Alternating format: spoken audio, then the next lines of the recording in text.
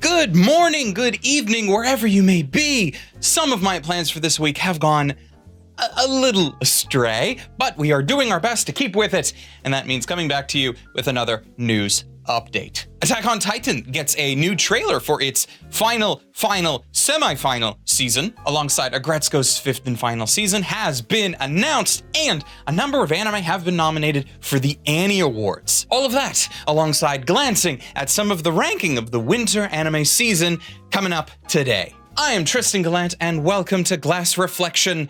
Let's jam. Japanese broadcaster NHK has released a new trailer advertising yet another season for Attack on Titan. Generally speaking, this would not be extremely notable on its own, as despite its title as the final season, it continues to be anything but. For you see, the final season of Attack on Titan has been airing since 2020. We are now, as you may remember, in 2023. It was originally supposed to be split into 2 parts, only to then be split into 3 parts. Part 2 of the final season aired at the start of 2022, over a year after Part 1, and now, yet another year later, we are getting the mystical 3rd part. Except, wait, no we don't! They're splitting it!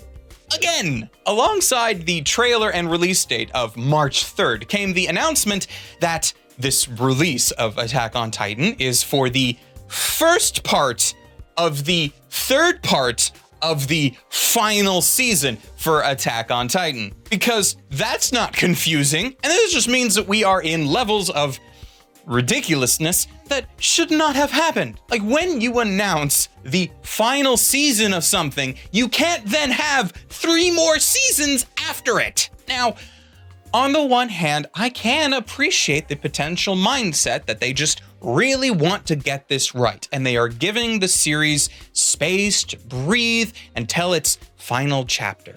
But I can't help but wonder if the reason why we can make these jokes that this is the final .docx season, for real this time, we promise guys, is simply due to a lack of planning, or rather, pre-planning. Wanting to give the story and this adaptation time to breathe is all well and good, but I have a feeling that when the decision was made back in 2019 or 2020, whenever it was, to call the final season the final season, that they didn't actually know how many episodes they were getting, or maybe they thought they knew and then plans kept changing, which then makes me question exactly how well paced this final batch of episodes is actually going to be. Like, I know that they are not trying to drag things out to give the manga more space.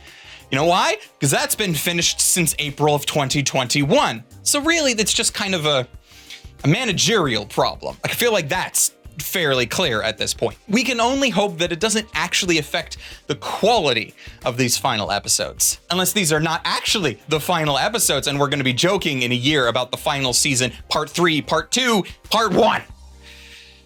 God, I hope not. But let's talk for a moment now about a final season that is, by all accounts, actually going to be final. Netflix has announced that its Sanrio collaboration anime Aggretsuko is releasing its 5th and final season on February 16th. The series has been airing on Netflix at an almost exactly yearly pace since 2018, and it sees a calm office worker relieve stress by playing heavy metal at the local karaoke bar. This series has been a bit of a semi-favorite of mine since it aired back in 2018. My actual enjoyment of the series has had its ups and downs over the years depending on the season, but I can not say that the series has been uninteresting. It is still, quite frankly, one of the best, if not the best, workplace comedies. Notice I didn't specify anime there. And despite even anime of this season attempting to capture that same magic, I don't feel like any of them have done it as well. Not only have they not, I don't know if they can. In my experience, most workplace anime either don't focus on the workplace at all, or instead they just like showcasing how wonderful this particular company is. Isn't it great that we're all happy and we all enjoy our work and we're not in soul-crushing jobs that continually sap our will to live? What a wonderful existence we have. Aggretsuko has not been like that, like at all. Aggretsuko has always shown not just the darker side of office work, but also how at least one member of that community and that workforce copes with the stress and stupidity of it all. It'll be sad that the series is ending, but honestly, after 5 seasons, it's better to end on your own terms rather than just be unceremoniously axed by Netflix like so many other original shows that they stream. So, power to Aggretsuko. Now, before we continue on, I did want to give shoutouts to supporters of this channel over on our Patreon. This video is not sponsored, and the more support that we get over on Patreon and in other places, the less sponsors that Glass Reflection will need at any given time. So an immense thank you to our patrons, especially to patrons like Hector Montemayor, Wago221, City Yamako, Ryfen Bonaparte, Ross Emerson, and Omar Showman, because we cannot continue this without your support. So however much you are able to, I am eternally grateful. Now, you know what the new year is about? Because we're in January? Awards season. The Annie Awards are celebrating their 50th anniversary. Now, the Annie Awards, of course, are a bunch of allocates presented by the International Animated Film Association, and they have been doing this since 1972. They personally, to me, have a little bit more weight than that animated category at the Oscars, which just seems to give its award to Disney or whoever thinks that they can outspend Disney with a better For Your Consideration campaign. The Annies are not perfect, of course, but this year a number of Japanese anime have made the cut. Previously, Mamoru Hosoda's film Mirai won the Annie Award for Best Animated Independent Feature back in 2019, and with luck, we're actually going to see a couple of more anime wins this year, as we have Inu-Oh nominated for Best Indie Feature, and Cyberpunk Edgerunners got a nomination for Best Storyboarding. Fun fact as well, in the history of the Annie Awards, there is one show that has garnered an exceeding amount of nominations, that being The Simpsons. It still kind of blows my mind that I get to mention The Simpsons on a channel about anime, but here we go. Now, this year, The Simpsons has been nominated for its most recent episode of Treehouse of Horror, something that it's been doing for literal decades at this point. But it is notable for our purposes as an anime news discussion, is because this year's Treehouse of Horror included with it a Death Note parody.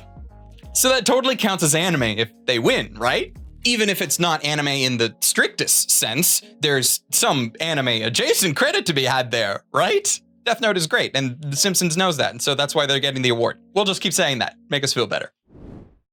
Now, lastly, before I let you go, I wanted to take a gander at how some of the anime airing in this winter season are faring in the minds of some people who happen to be watching them. Last Wednesday, during our news episode, I showcased some of what I thought were uncut gems of the season, as it were, shows that I didn't think many people would be talking about, and I don't think that I need to be corrected with that, because at least one of them, no one's talking about, which is sad, because it's been the one that I've jumped on immediately. It's so far been the only one that I've jumped on immediately with its second episode. I'm just weird, apparently, and love farming. Now, there are several places on the internet that do go about offering polls and ranked lists of the airing season, but for our purposes today, we're going to be looking at the chart provided by Anime Trending, which, according to them, the top anime of this past week of the first week of this new season has been the initial episode of Vinland Saga. Good. I will say, though, going down the rest of the list, there has been some notable absences. I did not expect Trigun Stampede to not even make the list, especially considering some of the things that are on here. The Angel Spoils Me Rotten, I feel like, made it higher up in the list than I was expecting. Nier is okay. There are some aspects about Nier that I'm not the most happy with, but I suppose as a franchise and as a property, a lot of people have been pretty excited for it, so they probably went out of their way to watch it. Tomo-chan as a Girl has been heavily promoted by, its streaming services, so the fact that it is being mentioned here is not all that surprising, as the shows that do tend to get advertised by the major corporations are the ones that people tend to watch, either on purpose or because subliminally they keep seeing it and decide, oh hey, what's this about? So they go do that. I'm happy that Reincarnated Princess, the second of 2 shows that I talked about last week, actually made it here at number 5. I'm not taking credit for that. I'm just happy that it has any ranking at all, honestly. But being followed by Spy Classroom, a lot of the bottom end of this list is all second seasons, and honestly, that's surprising to me because usually second seasons like Vinland Saga get higher up because they already have I don't want to say an install base, because that applies more to gaming, but it already has like a semblance of a fan base that'll boost their ranking numbers because they will already have decided that they're going to watch it. And so that's just easy. But like Spy Classroom and Ice Guy and his cool colleague, Spy Classroom, I mean, it was okay.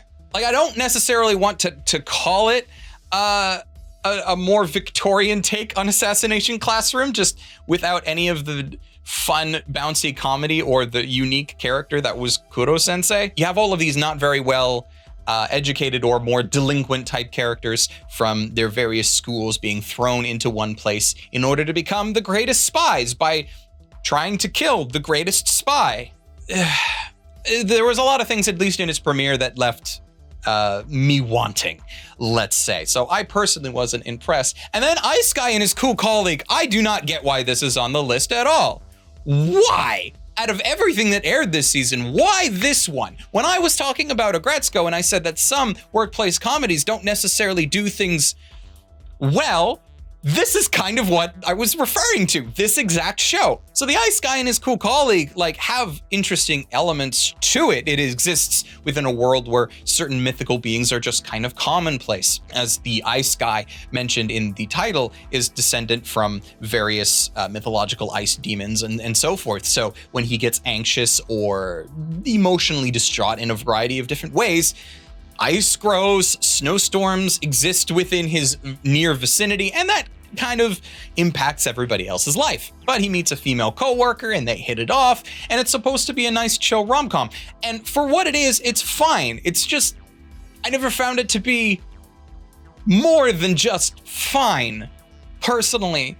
Now, the reason why I'm bringing all of that up and the reason why I'm pointing out Anime Trending specifically is because these rankings are determined by the people who actually go and vote. Now, I have been looking at Anime Trending for a couple of years now. They are the first kind of ranking sort of outfit that exists in social media that I ever remember seeing. So I've been following them for quite a while. Like, I don't want to skew rankings at all. That is not my intention. My intention, however, is to try and grow the base of people that use these rankings so that then they can become a little more accurate. I didn't actually think I'd need to make that comment because I feel like Anime Trending's charts have been fairly understandable, largely with a lot of their stuff that I've seen for seasons past. This is just literally the first chart I've looked at that I don't understand parts of it. But again, that all comes down to the audience. If you find ranking charts elsewhere, that'll all be based on the audience of whoever sees that, and they'll probably be very different. So if you are interested in checking out these rankings for yourself and voting yourself, there'll be a link down in the description to do that. They haven't sponsored us here or anything. I just think that their website and the charts that they make are neat. And that's it for our show today. Tune in tomorrow, barring any issues in the production of the video, as it is the launch of Crunchyroll's yearly Anime Awards nominations. And we are going to try to look at that as soon as we can, which also means, for the sake of my health and for the sake of not burning out, there's not going to be any news on Friday. And instead, I will be back next week with all of the latest headlines. So you can subscribe if you haven't, hit the like button if you enjoyed this video, and until next time, ladies, gentlemen, and others, watch more anime and stay frosty.